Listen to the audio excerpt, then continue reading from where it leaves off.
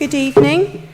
My name is Councillor Helen Green and I'd like to welcome members of the public, colleagues and officers to this meeting. I'm chairing tonight's meeting, and to manage the business as efficiently as possible, I invite people to speak one at a time to ensure their contributions are properly heard. Therefore, please do not speak unless invited to do so by me. The fire evacuation procedure: on hearing the alarm, please leave the building immediately using the nearest available exit. Do not under any circumstances use the lift. The assembly point is in the area of the Civic Office car park next to the roundabout, and you should not attempt to re-enter the building until you know it's safe to do so. Please can I ask that you ensure your mobile phones are switched off or on silent. Hopefully mine is. Members of the committee, visiting members and members of the public, please be aware that our planning committee meetings are always webcast live, and so any contribution you make will be broadcast. Please remember to use your microphone when speaking. Turn it off when you've finished. This is important for the webcast because the camera moves to the next speaker. You need only press the black button once each time to turn it on and off.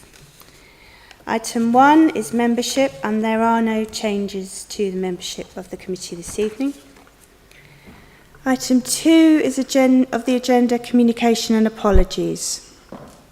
Members, we have a recorded vote, and I vote last, exercising a casting vote if it's required.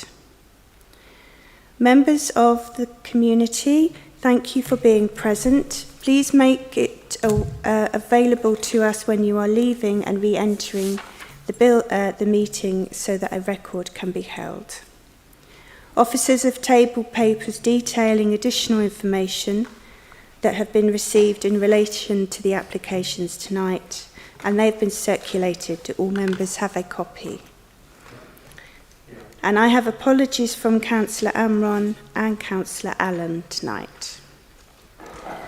Item 3, declaration of interest. Do any members have an interest to declare in connection with this evening's agenda? Item 4 are the minutes. The minutes of the meeting held 26th of June are included in the papers. Can these minutes be confirmed as a true record and signed after this meeting? Thank you. And item 5 is the planning applications. As the papers for this meeting are published and provided to the committee 5 working days in advance of the meeting to enable members to clarify any technical points, we've also had a meeting about that. I'll proceed on the basis that members are fully informed about the applications before us, having received and read the report. For each application, it's custom and practice in Hertsmere for one member of the public to be permitted to speak against an application and one in favour. Where there are 2 for an application, the person wishing to speak against goes first. And I have no councillors here at the moment that are willing to speak tonight about these applications. So members, may I remind you that any request for an amendment, a deferral or a refusal must make it clear the material planning consideration for the minutes. So the first application is 5A, that's 25/0426/FUL 1 Tiverton Road, Potters Bar, Hertfordshire. And I'll ask Holly Holt to present the application. Thank you. Thank you, Chair. So this application is at 1 Tiverton Road in Potters Bar. So here's just an aerial view of the site. The application site is located on a corner plot to the northern side of Tiverton Road. The site currently comprises of a detached dwelling. Torrington Drive is to the east of the site, Hatherley Gardens is to the south, and Tavistock Close is to the north. So here are just some site photos as well, just to get a context of the site. So the top left and right shows images from the rear garden, the middle row shows pictures from the front, and the bottom left shows a picture towards Torrington Drive, and the bottom right shows a view up Tiverton Road. So there were just a couple of updates. So We got comments back from PS ARBs. They raised no concern with the application, subject to the documents being carried out in complete accordance with the documents submitted. Amended details of bin and cycle storage were also submitted, and improved materials and location of the bike and cycle storage. A swept path analysis was also provided to show that vehicles can exit the site in forward gear. So the proposal is for the subdivision of the existing house to create a semi-detached pair. So C3 means that it's a residential house. That's also in the proposal description. So it would have associated works to include a garage conversion, first floor side and two-storey rear extension, access to include front boundary works and vehicular hard sanding, soft landscaping, and bin and cycle storage. Just to remind members, notwithstanding the concerns raised, the proposal is not for a house of multiple occupation. So here is just the existing and proposed front and rear elevation. The top right shows where the first floor side extension would go, and also the garage conversion, and the bottom image shows the two-storey rear extension. And here are the existing and proposed side elevations.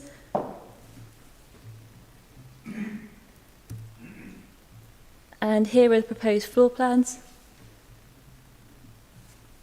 So each dwelling would have 4 bedrooms, and 2 of the 4 bedrooms would be ensuite. Here is the proposed landscaping scheme. As you can see, there would be a new vehicular crossover to the house on the left, and the key for the landscaping scheme is shown on the right.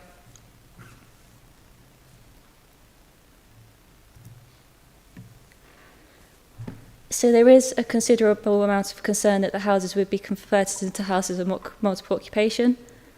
The application is assessed on how it is submitted to the LPA and not any possible future intent. Unfortunately, these aren't material planning considerations.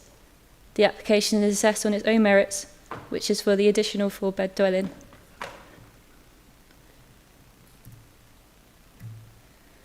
During the technical meeting, members advised that they would wish for further clarity to show the developer's intentions of the site.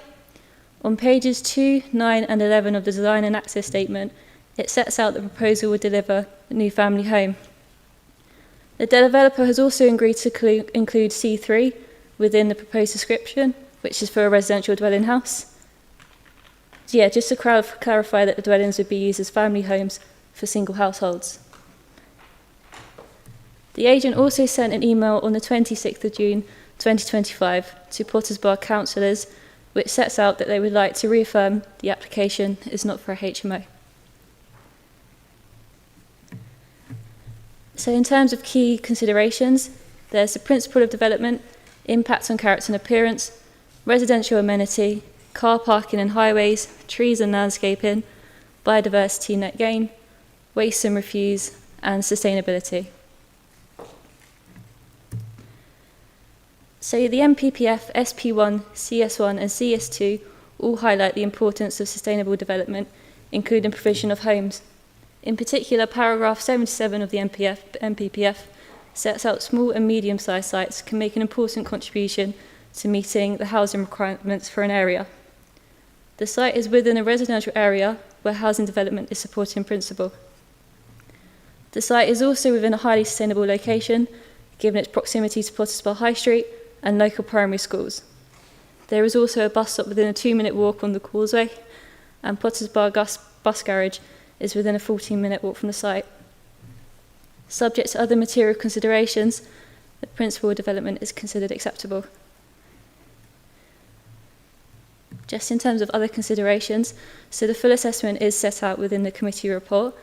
In terms of character and appearance, it is not considered the proposal would have a detrimental impact on the character and appearance of the area.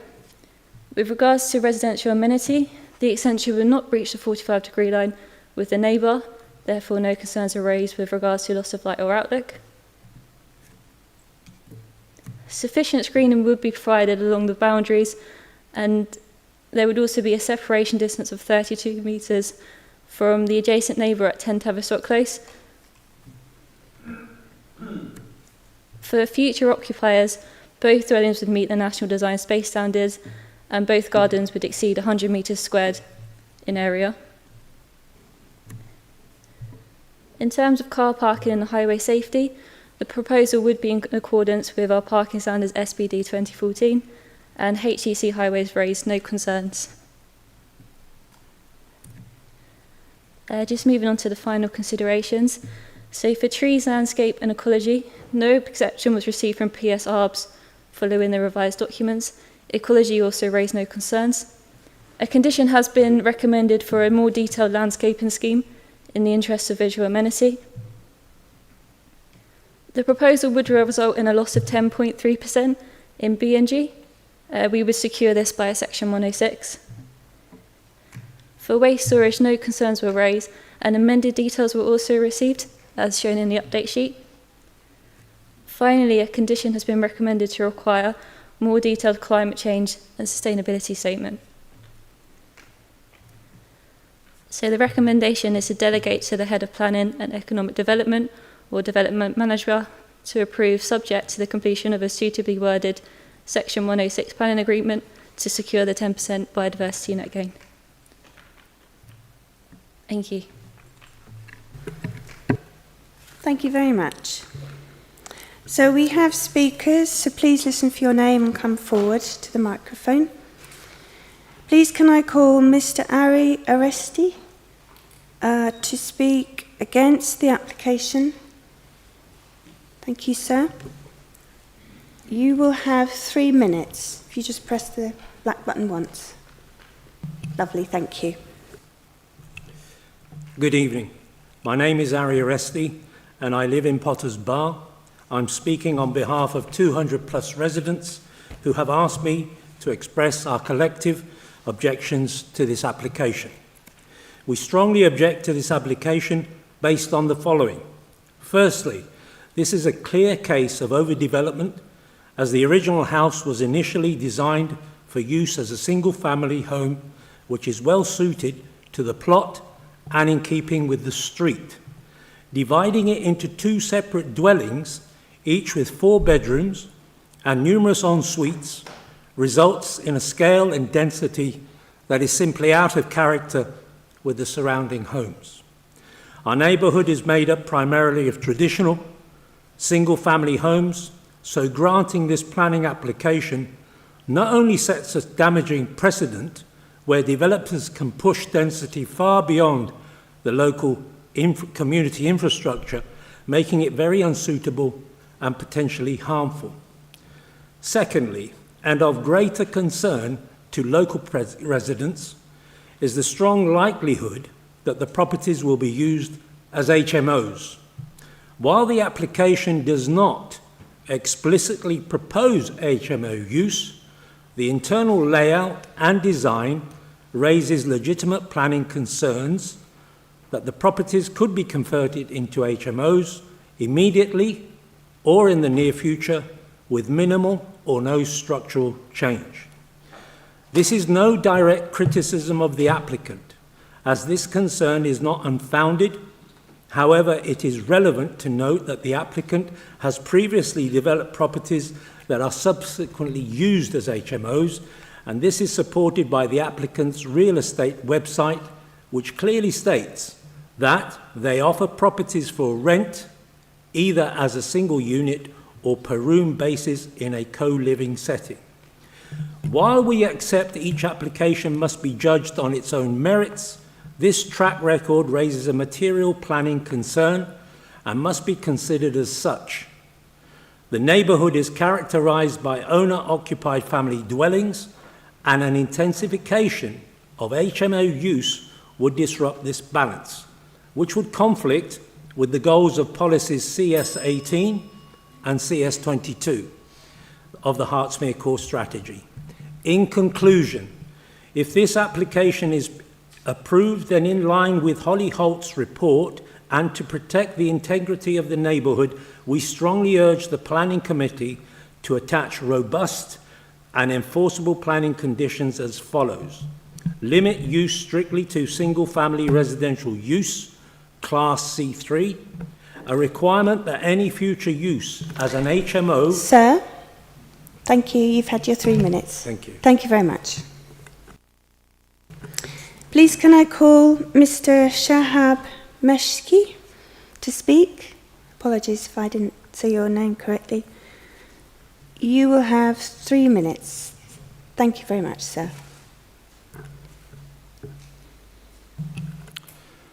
Esteemed Chair, members of the committee, and neighbours, good evening. My name is Shahab Meshki, the applicants for this proposal at 1 Tiverton Road. I'd like to thank the planning officers for their detailed and diligent report, and also to express my appreciation to local residents for their engagement. Our application seeks to subdivide a large underutilized corner plot into 2 high-quality, generously spacious 4-bedroom family homes. Each will offer amenities well beyond required standards, while fully complying with national and local policies, respecting the scale, character of the surrounding properties. The Council's recommendation for approval is the result of many months of intensive and constructive engagement with the planning officers to address carefully every single piece of advice and concern raised, including from approximately 20 local and national consultees, such as highway, parking, tree protection, just to name a few. All consultees reviewed the scheme and either supported it or raised no objection. This reflects the seriousness and integrity with which this proposal has been developed. This proposal further represents a modest but meaningful contribution to the area's growing housing shortfall for families. Now, to address directly the concerns raised about potential HMO use, this application is not for an HMO, and there are no plans for any such use after the development. In fact, if there would have been any intention, it could have already been done under permitted development rights. Under current rules, the property could have been reconfigured into 7 to 8 bedroom HMO using permitted development rights. Faster, cheaper, and without any consultation. Our vision for this site is to provide 2 beautiful single-family homes that enhance the character of the area and contribute positively to local property values. Ongoing concerns about HMO growth are legitimate, but can only be addressed lawfully through the adoption of an Article 4 direction, which I would fully support. Until such a policy is in place, every single home in this area, regardless of this application, can still be legally converted into HMO. Refusing this application would do nothing to change that. This was confirmed in a recent communication on 16th of June between one of the esteemed councillors and one of the local residents.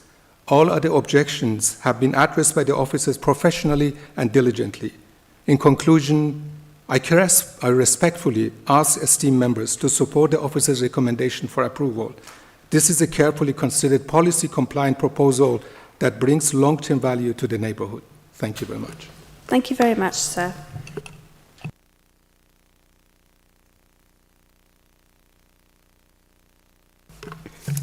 Officers, do you have any comments before I ask members? No. Members, do you have any questions for officers? Councillor Morris. Thank you. It would seem to me that the main bone of contention seems to be the concern revolving around HMOs. Both the applicant and the local advocate has raised this as an issue. Looking at the application and what the officers have presented to us, I think it would be probably a challenge for this committee to find a meaningful reason or an allowable reason for refusal. But can the officers provide any assistance or guidance on writing into conditions that this would be retained as single dwellings rather than the possibility, and this is to allay everybody's fears, of the potential of it coming back, which we have had in the past, for, once approved, a different classification for the property. Thank you.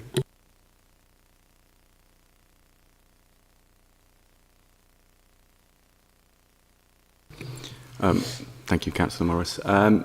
So conditions can be added. However, as with any conditions, you'll be where they have to meet the 6 tests, which are up on the screen. So they have to be necessary to make it acceptable.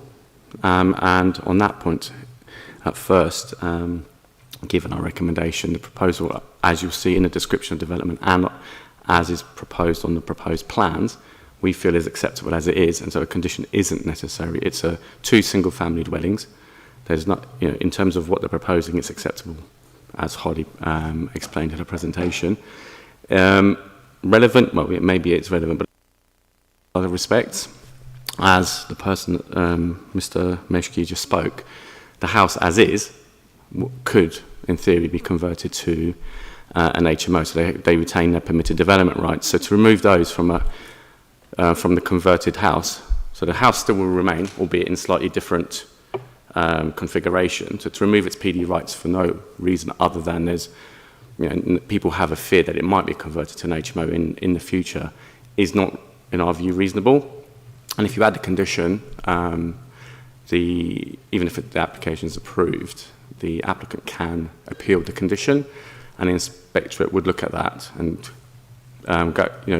assess it against the 6 tests. And our opinion is that it's very likely that it would be, the appeal would be allowed, i.e. the condition will be deleted. And if you are seen to be acting unreasonably, costs are likely to be awarded as well at that point. So it's very much a yes, in theory you can, but you have to meet those 6 tests, and in our view, a condition would not. Sorry if I could just supplementary to that, as it seems that the applicant is stating very clearly that that is not their intention.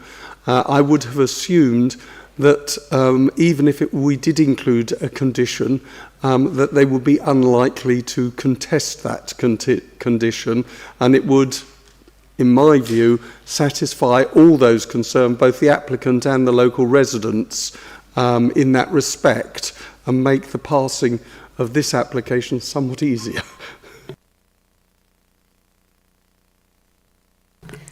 Thank you. Councillor Oh.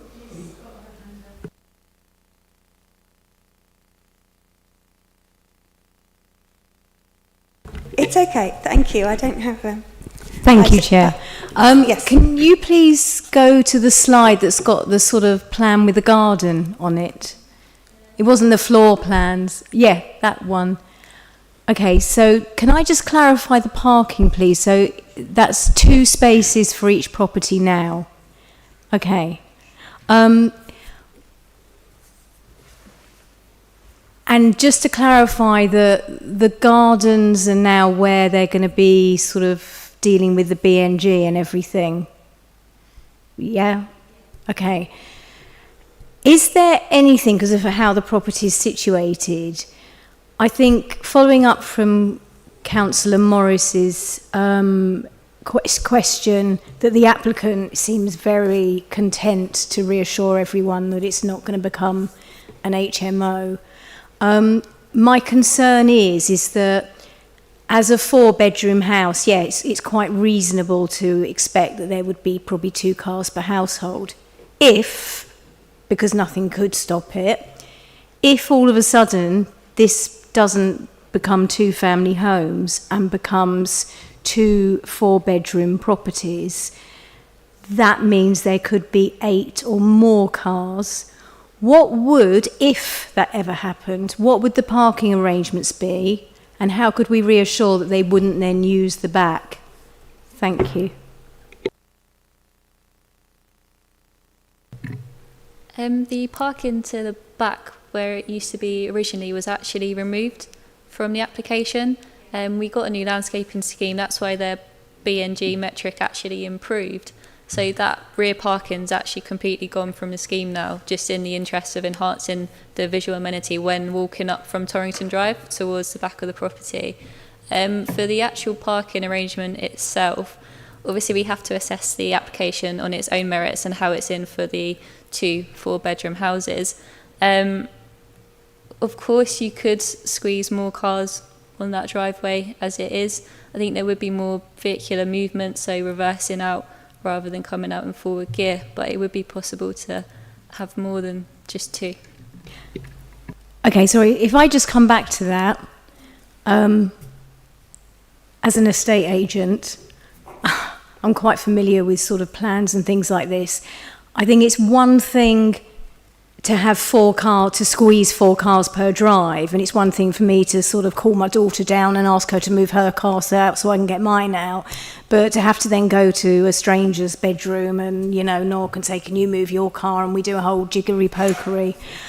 I just think, following up from Councillor Morris's suggestion, I think it's wholly impractical without the guarantee that they might start to use the garden for parking if they apply for an HMO. And I think, taking into account parking and everything, I think if the applicant really is quite sure, that I really would feel more comfortable with this in having a condition as well. And I think that it could well be enforceable based on parking. And if you had 8 bedrooms and they're not all going to be single people, they might each have more cars. So we may not be looking at anything up to 12 or more cars. Thank you. I note your comments, but again, I go back to Holly's point before. We're assessing what's on the plan and not hypothesising what might happen in the future. I think if we take it back to what is on the plan, is it acceptable or not? Are 2 houses with the amount of parking, landscaping, design, is that acceptable? We've obviously, in our professional opinion, believe it is. And yes, something, with any application we look at, we might hypothesise that someone might do something else. And we could be sat here with 1,000 suggestions of what they might do in the future. So I think if we can go back to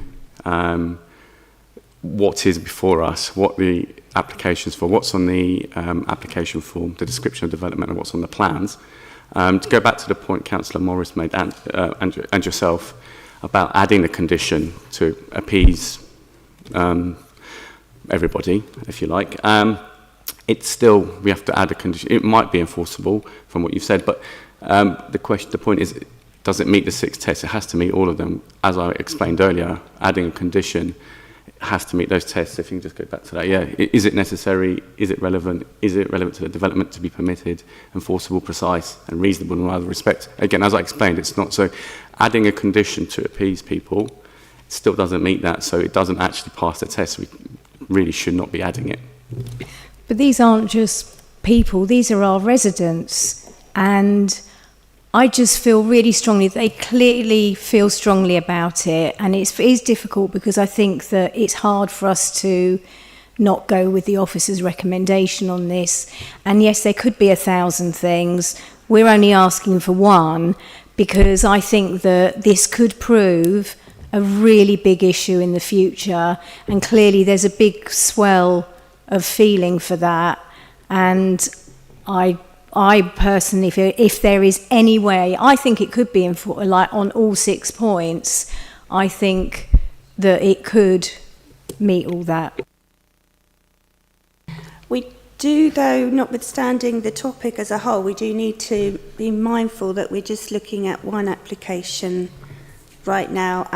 And like you say, I mean, I live in a 3-bedroom house and there's 4 of us. If we all bought a car tomorrow, there isn't enough place to put them. But nobody can foresee who will live there and what number of cars they will have. So we just need to focus on the application. Not everyone who lives in an HMO has a car. Councillor Gray. Yes, thank you, Chair. Back to the application we're actually dealing with here in front of us. I do understand concerns around HMOs, and it is an issue that seems to be quite topical in Potters Bar at the moment. Hence the reason the leader of the council, Councillor Newmark, stood up in full council last week and actually said that we are speeding up the process of going for an Article 4 to be able to call applications in if they want to convert to HMOs, because there's no legal reason for them not to at the moment.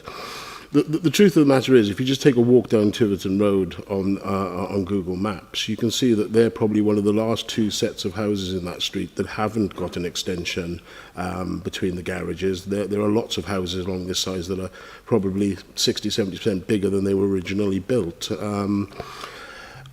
I have great concerns about putting a condition on. Our officers are saying that it's got to meet the 6 legal tests, the 6 tests. They're saying that it won't meet those 6 tests. And if we're even thinking about going down that road, then I think this council should go for external legal counsel to make sure that we can do it. Because what's going to stop us now going forward? We've never applied this before. Going forward, an application comes in to build 60 houses, all 4 bedrooms. Are we going to put this condition on every single one of those going forward? We've got to treat applications within the rules of the planning, not what could be, what may be, what possibly could happen. I could ask the officer to give me the 6 numbers for the lottery on Saturday. They're probably not going to be right, are they? Let's be fair about it. So I would like to say that if we're going down the conditioning route, I personally wouldn't support that. However, if we do that, I would want to go for external legal counsel before and give officers the right to do that and then make the call on it. Thank you. Yeah, I just want to echo what Councillor Gray said. I was about to say that that if we do it on this one, you're going to have to do it on you'd have to do it on every single new house that's ever approved, because in theory, but it wouldn't, again, we're creating a dangerous precedent if we did do it, because going forward.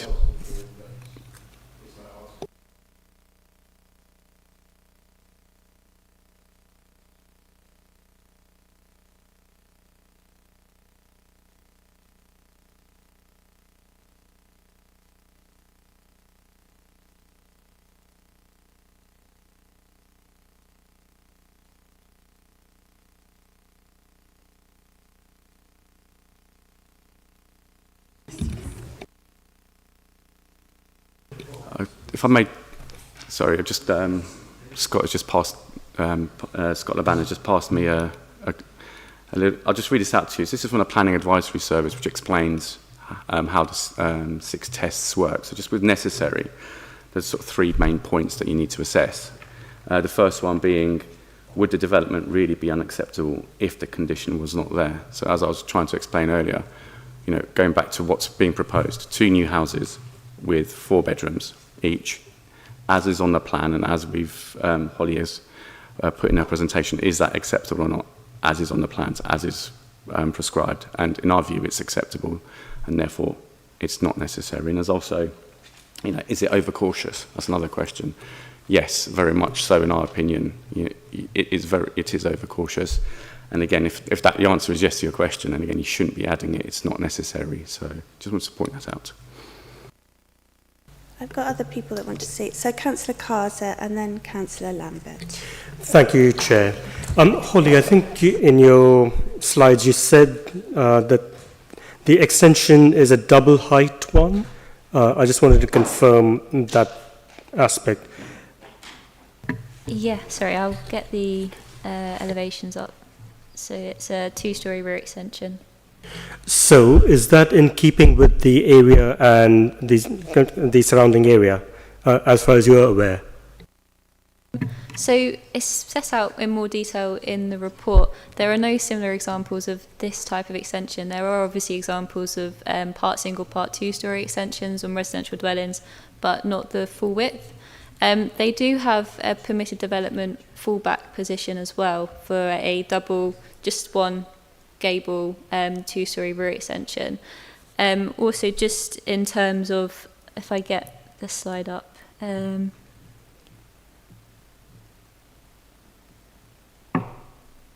as you can see at the moment, there's quite a substantial amount of screening on that side.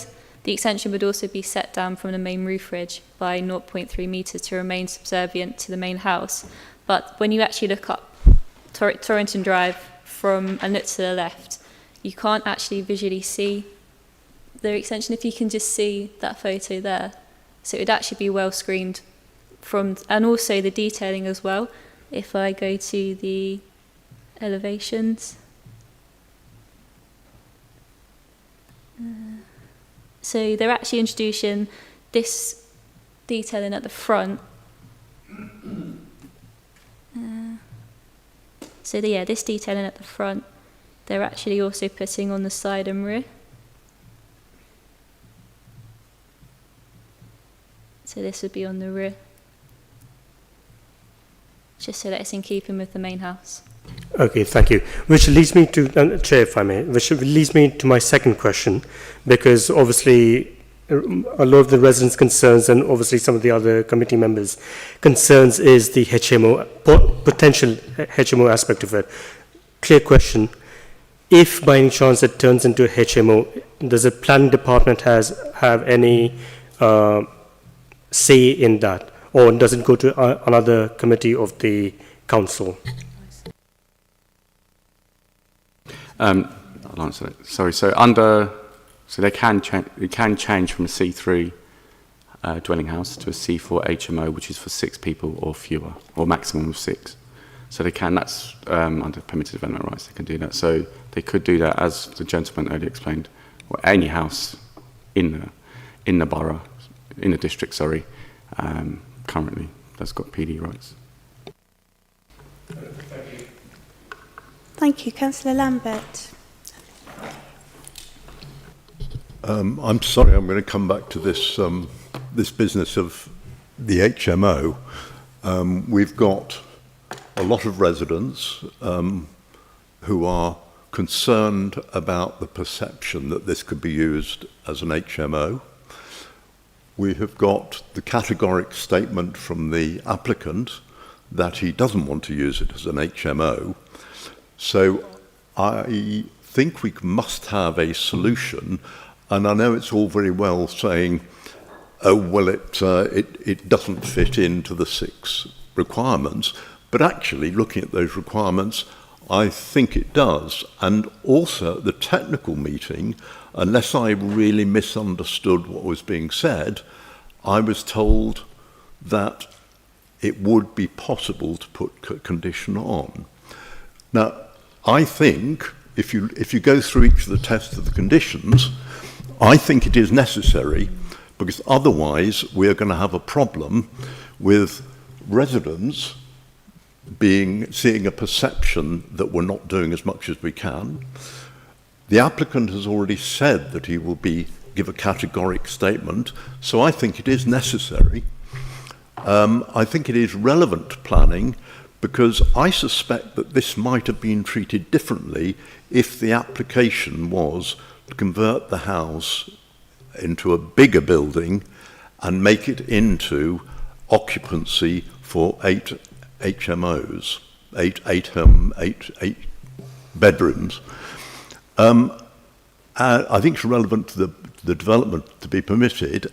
I think whether it's enforceable or not, I don't know, but at least if it's a condition, it does mean that the applicant would have to come back if he ever wanted to change it to an HMO. And I think it is precise, and I think it's reasonable. So I'm not sure, do the applications have to meet all 6 tests, yes, or just one of them? They have to meet them all. I think it meets them all close enough to be apply a condition, and I would like to propose that I am happy to approve this application, but I really do feel strongly that I would like a condition about it remaining as 2 houses, not HMOs, and that I think that's reasonable to include. Thank you. I have 2 more people that want to ask, and then we can get back to whether or not this is feasible. Councillor Morris and then Councillor Smith. Yes, this is quite a strange discussion, actually, because we have everybody almost agreeing. And one thing that I've learnt over the many years of being involved in planning, we're always told, and I'm sure officers will reconfirm this, that every application stands on its own 2 feet and it sets no precedent for the future. To say that whatever we do here may have an impact elsewhere later on, further on down the line, I have to say is somewhat of an irrelevance.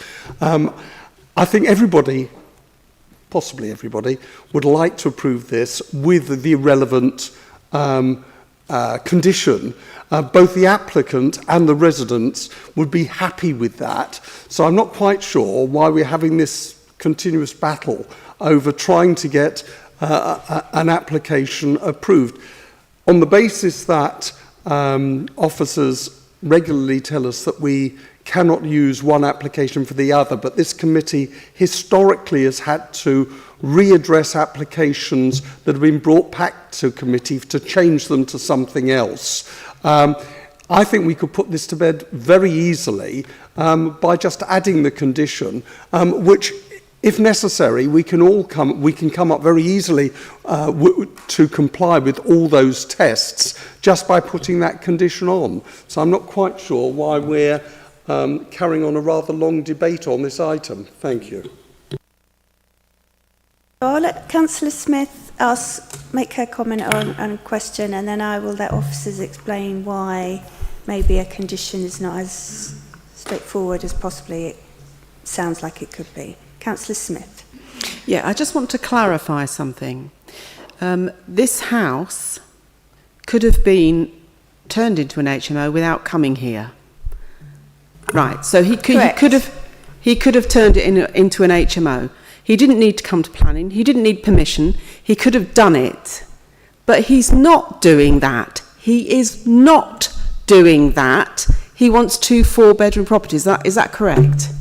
Yes. Thank you.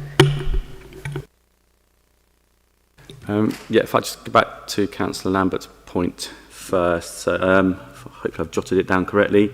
You referred to my answer to you at planning technical meeting on Monday. What I hope I explained is that you can, in theory, add a condition, like I said earlier. Again, I think what I said to you on Monday was that it has to have a robust reason to do so. I think if I've listened to you correctly, you said it's necessary because the residents have concerns. Now, that's not what the word necessary means when you're assessing whether a condition is necessary. It has to be necessary to make the planning application acceptable. Now, the planning application is for the extensions and the conversion of the house to 2 houses, as per the application form and as per the proposed plans. Now, as I explained earlier, in our opinion, professional opinion, what's on the plans and what's in the description of development is acceptable, and therefore it's not necessary to add the condition because you're assessing what's on the plans before you. Are the 2 houses okay? Are they big enough? Do they look okay? Is there enough parking, amenity space, etc.? Yes, in our opinion, it is. The fact that I accept that residents are concerned and members are concerned about the HMO aspect, but again, like I tried to explain earlier, you could have a multitude of concerns. In theory, they could do anything that's under PD, they could do in the future on any application.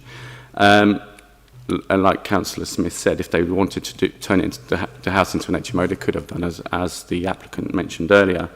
And back to Councillor Morris's point about the precedent, I know what you're saying, but again, I think the point I was trying to make is if you are concerned that this house might be turned into an HMO, any house could be turned into an HMO. So the point I was making is that if you go with this thought process on this one, you may need to add that condition on any future house in the borough, in the district, because any future house could be turned into an HMO in theory. So there's nothing stopping them unless we have an Article 4 in the future. So that was the point I was making. If you do it on this one, I'm not telling you what you have to do, but you potentially have to put it on every single planning application in the future for a house, because anyone could convert their house to an HMO. So, and just going back to the condition point, why don't we just add it? Again, from a professional point of view, it's, the conditions have to meet those tests. Yes, the applicant has said that he's absolutely no intention of doing an HMO, and that's the basis of the application, the basis for our assessment. However, if we put on a condition that doesn't meet the 6 tests, they can legitimately appeal that condition, and if we're deemed to have acted unreasonably, which we feel it would have been unreasonable, or would be unreasonable to add it, because for the reasons I explained earlier, we could go down the appeal route, and we could have if an inspector finds against us, which I think is highly probable, and then a cost award could be forthcoming as well. So we're trying to protect the council from a professional point of view, from a planning point of view. That's why we don't feel the condition would meet those tests, and that's why, from our opinion, just adding it to appease the situation is not, from our professional opinion, not the right thing to do. Thank you, Matt. Just to reiterate what you've said in terms of conditions, just going back to what was said from the public gallery in terms of the track record of the applicant and what they've done in the past, just to remind members that that is not a material planning consideration that you can take into account. So you have to consider the application as before you, not what an applicant or a landowner has done in the past. That cannot factor into the deliberation. In terms of the conditions, he said that he's got no intention to turn it into an HMO, but he may sell the property now, he may sell it in the future, and anyone who's buying that now or in the future could appeal that condition. And as Matt said, they could go, it's highly likely that any condition imposed would fail because it doesn't, in our opinion, meet those tests, and we checked that with our legal team. We could obviously be open for costs, and we would then, as I say, need to impose that condition on every house that we approve, on every application in the borough, because under 6 dwellings, it's permitted development to convert to an HMO. Thank you, Chair. Thank you. So I'm aware we've had a lot of discussion. Does someone want to propose? Councillor Gray, yes. I propose we accept the officer's recommendation. Thank you, Chair. Okay. Does anyone want to second? Councillor Smith? Okay. Thank you very much. Thank you. Thank you. The recommendation is as set out in the report. Can I take the vote, please? Councillor Gray? For. Councillor Handley? Sorry. For. Councillor Kazar? For. Councillor Lambert? For. Councillor Morris? Against. Councillor Rosehill? Against. Councillor Smith? For. Councillor Sussman? Against. Councillor Green? For. Thank you, that's been carried. Thank you very much. We move on to the next application, 5B, which is 25/0543/FUL, the former Bowls Club Meadow Park.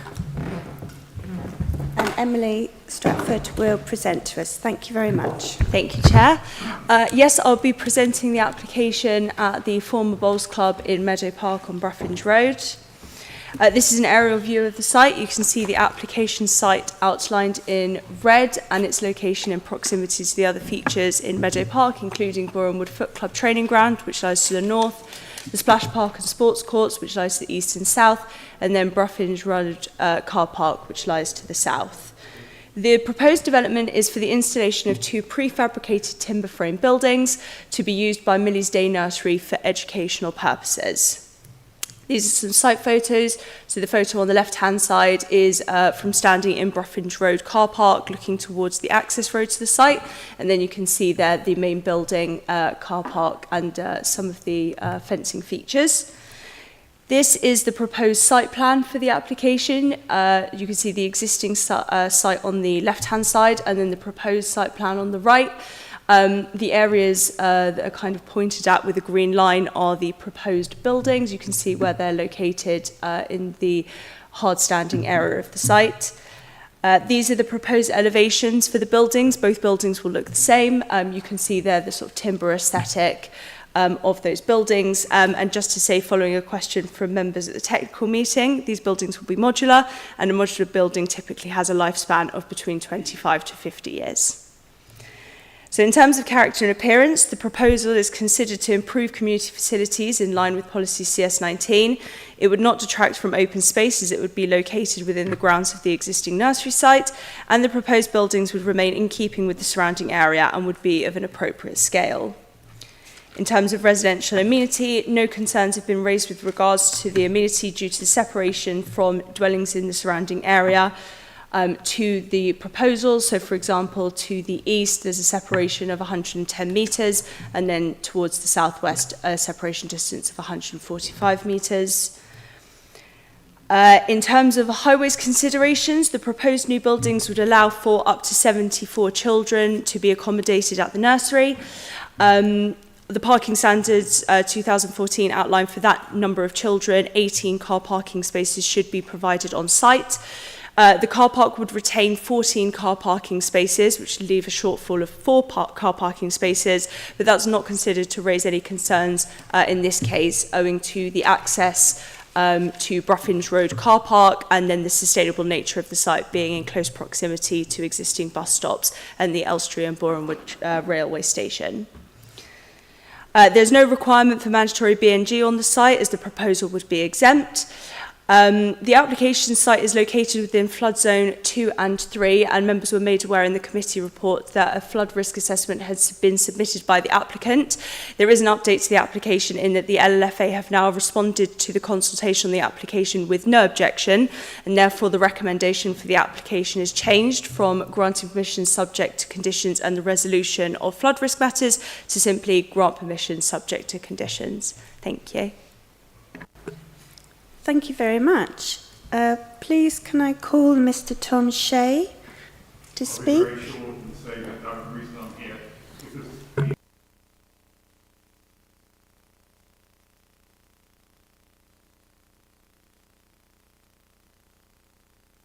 Okay. you agree to the rest of the recommendation. Thank you. Thank you very much, sir, and you're very welcome. So, officers, do you have any comments before I ask members? No? Members, do you have any comments or questions? No. Yes, Councillor Gray. As long as we keep the splash park switched off, that will mitigate against any flood risks. I'm happy to move that we accept the officer's recommendation. Thank you. Can I have a second? Oh, Councillor Morris. Yes, why not? Thank you Happy very much. to second. Thank you. Thank you. Recommendation is as set out in the report. So can I take the vote, please?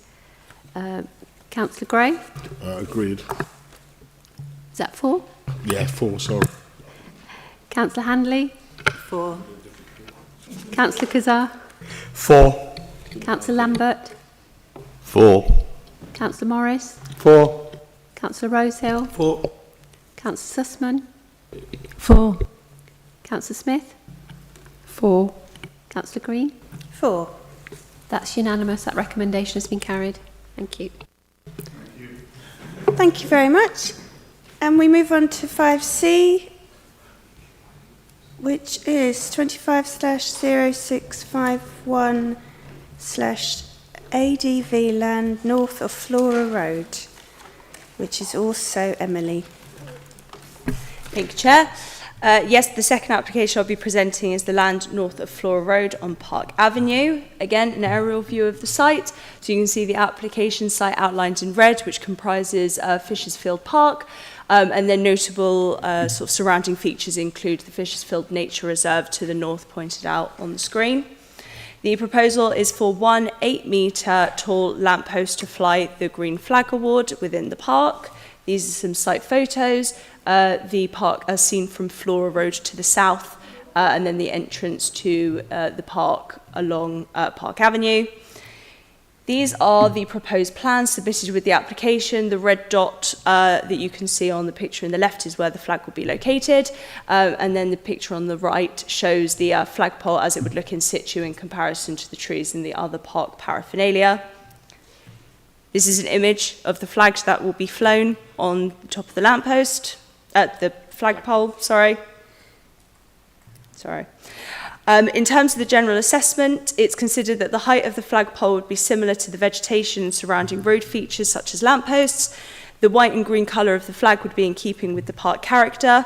Adding a flagpole to the park would add a typical feature of a park and open space setting, and no concerns have been raised with regards to residential amenity or highways matters, and therefore the recommendation is to grant advertising consent subject to the conditions. Thank you very much. Members, do you have any questions? Yes, Councillor Gray, sorry.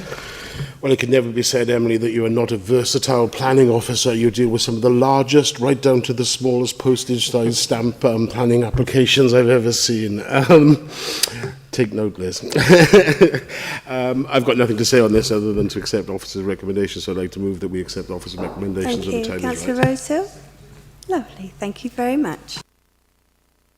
Thank you. The recommendation is as set out in the report. If I can take the vote, please. Councillor Gray? 4. Councillor Handley? 4. Councillor Kazar? 4. Councillor Lambert? 4. Councillor Morris? 4. Councillor Rosehill? 4. Councillor Smith? 4. Councillor Sisman? 4. Councillor Green? 4. That's unanimous. The recommendation has been carried. Thank you. Thank you. Item 6 of the agenda is planning appeals, current position. Can everyone confirm they've received their current planning appeal list? Thank you. Item 7 is any other business the Chair considers urgent, which there isn't. And item 8 is the future date. The next meeting will be held on the 21st of August. And I close this meeting at 6:55. Thank you very much.